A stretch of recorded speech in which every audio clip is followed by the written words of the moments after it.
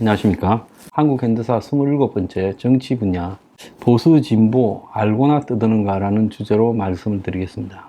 한국만큼 보수 진보에 대한 대중들의 광적인 집착이 있는 나라가 별로 없습니다. 사실 미국이나 유럽에서는 보수 진보의 구분의 의미가 이제 무의미해졌습니다. 이 포퓰리즘이라는 현상이 좌측에서도 일어나고 있고 우측에서도 일어나고 있어요. 결국은 나중에 이 하나의 덩어리로 포퓰리즘으로 좌우가 합쳐질 거라고 생각합니다. 그래서 우파 포퓰리즘도 좌파와 비슷한 요소가 있어요. 또 좌파 포퓰리즘도 우파 포퓰리즘과 비슷한 요소가 있어요. 그래서 서로가요 크게 다르지가 않다는 거예요. 미국에 보면 바이든이나 트럼프가 결국 포퓰리즘의 유행에서 무역 규제를 한다든가 어떤 행태로든 또 외국인에 대한 압박을 강화하든가 고립무역, 폐쇄무역으로 가고 있다든지 또 미국의 해외 공장들을 국내로 끌어들이려고 노력하고 있다든지 이런 것은 거의 비슷합니다. 그리고 또 복지에 대한 투자를 늘리려고 한다든지 이런 부분은 미국에서도 거의 비슷해요. 유럽의 포퓰리즘들이 공히 민족주의를 강조하면서 이유에 대해서 부정적으로 바라보고 있다는 것도 비슷해요. 그래서 지금 세계는 기존의 보수 진보 부분이 무력화되면서 프랑스 같은 경우에는 기성의 보수를 상징하던 이 공화당이나 그 다음에 이 좌파를 상징하던 사회당이 거의 무력화되어 버리고 이 포퓰리즘적인 좌우 정당들이 지배하고 있죠. 독일도 보면 이 기민당, 사민당이 지금 무력화되고 독일을 위한 대안이라는 거구 정당이나 아니면 녹색당이 지금 득세를 해가고 있어요. 영국도 보면 보수당이 몰락했고 노동당이 이겼습니다만은 영국 개혁당이라는 이 포퓰리즘 정당의 세력이 점점 커지고 있습니다. 그래서 이것은 세계적인 추세고 미국에도 공화당, 민주당이 사실은 둘 다 포퓰리즘 정당으로 변해가는 과정에 있고요.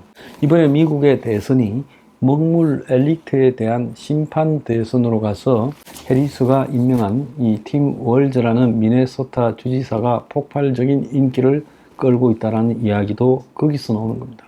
자, 그런데 유독 한국만 보수 진보에 대한 이 학술적, 철학적 깊이가 매우 얕아요.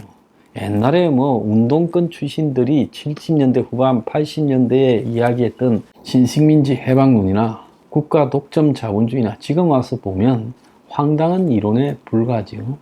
더 나아가서 종속 이론 같은 것이 난리를 쳤는데 지금 트럼프를 놓고 종속 이론이 한국과 멀리하려는 트럼프를 놓고 종속 이론이라는 저 황당한 한국이 미국의 신식민지 구조에 지배당하고 있다. 착취당하고 있다. 이게 웃기죠. 트럼프는 미국이 오히려 한국에 착취당하고 있다고 말하고 있어요.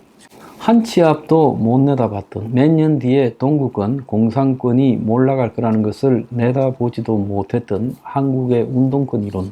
그것이요, 지금 그때부터 30년이 지났는데도 전혀 새로운 이데올로기를 만들지 못하고 좌파의 운동권의 경제학, 즉 사고, 좌파 운동권의 세상을 보는 시각이 그때도 주사파였고 지금도 주사파인 겁니다.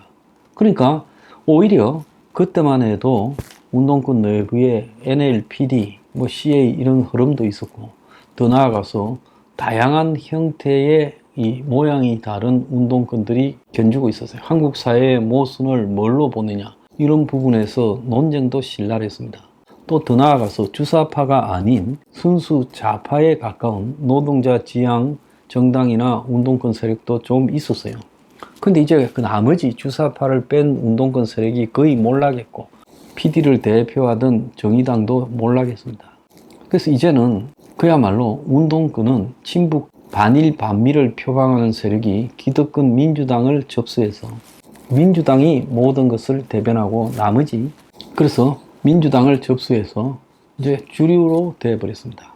그래서 친북 이데올로기 외에 친북 반미 반일 이데올로기 외에 지금 좌파의 이데올로기는 사라져 버렸어요. 그래서 많던 좌파 매체들도 거의 소멸돼 버렸습니다. 그래서 순수 좌파가 한국에서는 없어져 버렸다 이렇게 지금 평가를 할 수 있어요. 그럼 한국의 보수 이데올로기는 어떠느냐? 좌파 이데올로기는요, 일제시대로 거슬러 올라갑니다. 1917년에 러시아 혁명이 일어난 이래 한국에서는 그런 러시아 혁명을 동경하는 사람이 일본에 유학 갔던 사람들을 중심으로 많았어요. 중국은 또 러시아 혁명을 동경하는 세력들이 중국의 순원이나 장개석에도 영향을 많이 미쳤습니다. 중국 공산당뿐만 아니라 장개석이나 중화민국에도 러시아 혁명의 영향이 깊숙이 자리 잡았고 장개석도 소련하고 잘 지냈어요.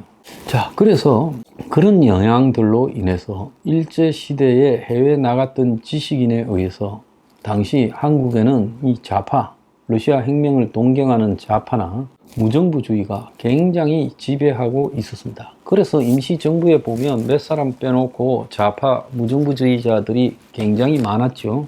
자, 그래서 좌파의 역사는 일제시대 때로 거슬러 올라갈 수 있는데 한국의 보수의 역사라는 것은 사실은 해방 이후에 기득권을 뺏기지 않으려고 하는 잡단 세력들이 그냥 보수로 이렇게 왔고 거기에 이제 이승만의 친미 세력들이 마치 보수 세력인 것처럼 포장이 되었고 이승만도 자기 정체성을 가진 정당을 처음엔 제대로 가지지 못했고 나중에 자유당이라는 게 생겼지만 온 사방에서 끌고 모은 잡탕이지 자유당의 정치적 성격은 지극히 모호했어요. 자유당이 보수 정당이라고 말할 수는 없었고 이승만 정당이다라고 말할 수는 있었겠죠. 자, 5.16 이후에 공화당이 들어서고 또 박정희 전 대통령의 남노당 했던 그런 이 약점 때문에 오히려 반공을 표방하면서 집권을 했고 친미를 표방했죠. 그때부터 한국에 이제 보수가 싹이 튼 겁니다. 그래서 한국의 보수는 61년에 5.16 혁명 이후에 생기기 시작했다. 근데 박정희 정권 내내 또 전두환 노태우 정권까지 한국의 보수라는 거는요, 서구식 보수 이데올로기를 제대로 흡수를 못했지요.